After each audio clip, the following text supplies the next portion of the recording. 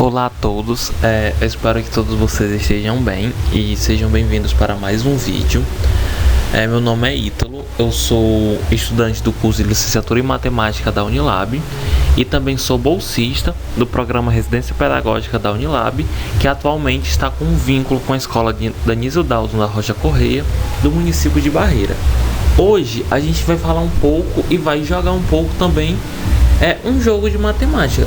Nós sabemos que a matemática ela é considerada uma disciplina muito difícil por muitos estudantes, sejam eles de escolas particulares, de escolas públicas, enfim. Ela é considerada uma matéria muito difícil porque as ferramentas que nós utilizamos para poder repassar o conhecimento de matemática são as ferramentas assim que eu particularmente considero ultrapassadas, que é simplesmente o livro e a lousa. Não se utilizam muito dos jogos, da tecnologia, de tudo isso. Isso ocorre muito, principalmente pelo nosso currículo, que é nos dado e que é nos repassado, que não nos permite fazer grandes mudanças para poder dar essas aulas. Além disso, também o investimento, o péssimo investimento que é nos repassado também não nos permite fazer grandes mudanças para que a gente possa fazer grandes investimentos para poder mudar a forma da gente ensinar.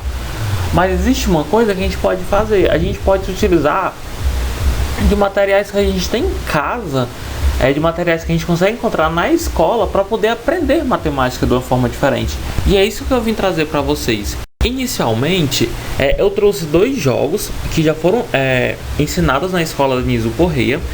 Que o primeiro jogo foi o jogo da velha. A gente simplesmente pegou o jogo da velha e a gente alterou para poder aprender matemática. Como é que ocorria? A gente fez da seguinte forma.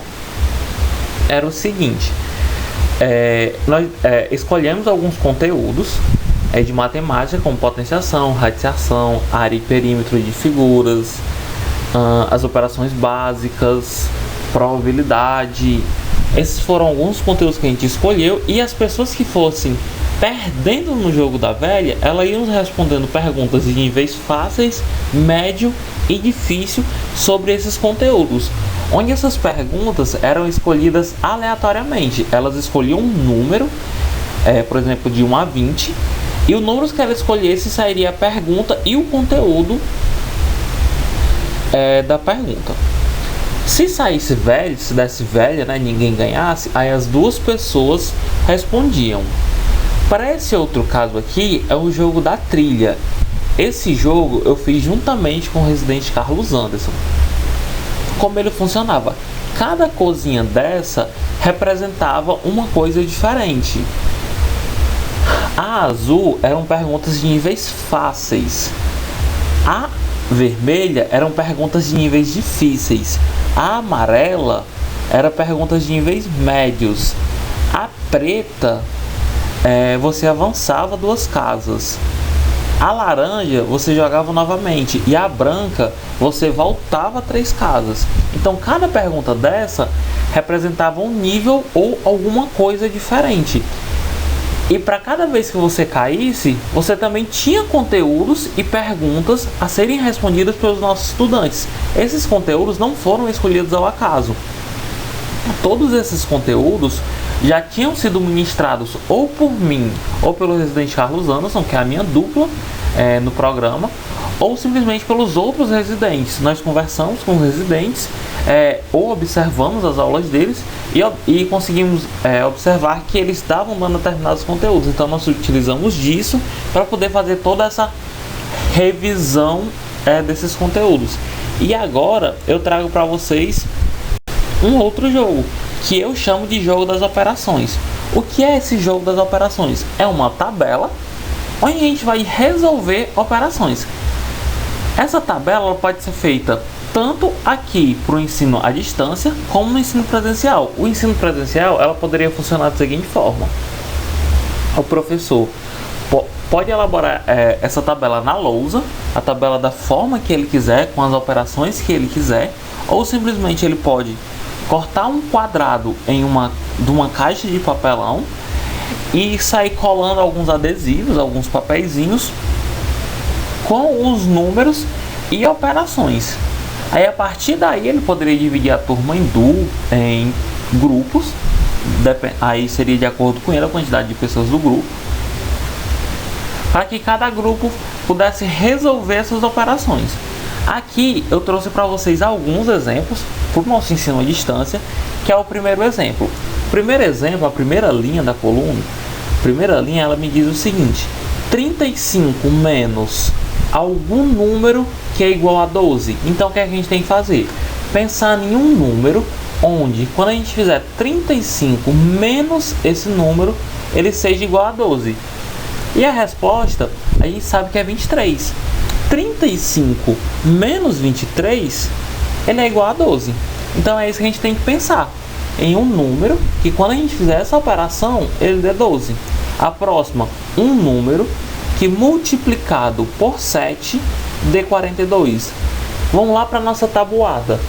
A gente tem que pensar em um número que multiplicado por 7 dê 42. Então a gente vai ver na tabuada do 7. Vamos lá, 5 vezes 7. 5 vezes 7 é 35. Então não pode ser. 7 vezes 7. 7 vezes 7 a gente sabe que é 49. Então também não pode ser. Mas observem que 5 vezes 7 é 35. E 7 vezes 7 é 49. Então é maior do que 42. Então 6 vezes 7. 6 vezes 7 a gente sabe que é 42. Então a resposta para o nosso caso aqui da segunda linha é o 6. Onde, quando a gente substitui 6 vezes 7, isso vai nos dar 42. Agora, 45, a operação que eu não sei, essa operação por 5 isso tem que dar igual a 9. Então, que operação, quando eu fizer 45 com essa operação por 5, dá 9? Vamos lá. Se a gente somar, vocês concordam que vai ser um número muito maior do que 9, né? 45 mais 5 dá 50, então não dá certo. Se a gente subtrair 45 menos 5 dá 40, então não pode ser essa operação também. Se a gente multiplicar 45 vezes 5, isso vai ser um número muito maior que 9, que é 225, e também não dá certo. E se a gente dividir? Se a gente divide, a gente consegue, porque a gente sabe que lá na tabuada 9 vezes 5 é igual a 45. Então, 45 dividido para 5 vai dar 9. Então, a resposta para a nossa terceira linha aqui é a divisão. Nossa quarta linha. 26 mais 57 é igual a quanto? Então, essa é a mais simples, né? É só a gente fazer a soma de 26 por 57. Que quando a gente fizer essa soma, a gente vai obter 83 como resposta. A outra operação aqui, 2 ao quadrado vezes um número que vai dar 12. Primeiramente, o que a gente tem que pensar? Antes da gente pensar nesse número aqui, a gente tem que saber quanto é 2 ao quadrado. 2 ao quadrado é uma potenciação. 2 ao quadrado é a mesma coisa que 2 vezes 2. Então, 2 vezes 2 é igual a 4. Então já sabemos que 2 ao quadrado é 4. Então 4 vezes algum número que vai dar 12. Então vamos lá para a tabuada do 4. Vamos pensar. 4 vezes 2. 4 vezes 2 é 8. Então não pode ser, é menor que 12, né? 4 vezes 4. 4 vezes 4 é 16. Também não pode ser porque é maior que 12. Então 4 vezes 3. 4 vezes 3 a gente sabe que é 12. Então a resposta para a nossa quinta linha aqui é 12. É 3, tá? 4 vezes 3 igual a 12, ou simplesmente 2 ao quadrado vezes 3 igual a 12. Nossa próxima, 54 operado com 24 igual a 30. Que operação será essa? Vocês concordam que se a gente somar, isso vai dar um número muito maior do que 30? Se a gente multiplicar, esse número ainda vai ser muito maior. Se a gente dividir, aí a gente vai ter um número bem menor do que 30. Então o que nos restaria pensar seria na subtração. Porque se a gente subtrai 54 por 24, vai dar 30. Então a operação para esse caso aqui é a subtração. Por fim, 32 dividido para que número que vai dar 8? Então vamos pensar num número que multiplicado por 8 que dá 32. Vamos lá para a tabuada do 8. 8 vezes 3, 24. Mas é menor que 32, então não dá certo. 8 vezes 5, 40. Maior que 32, então não dá certo. Então 8 vezes 4. 8 vezes 4, a gente sabe que é 32. Então a resposta aqui é 4.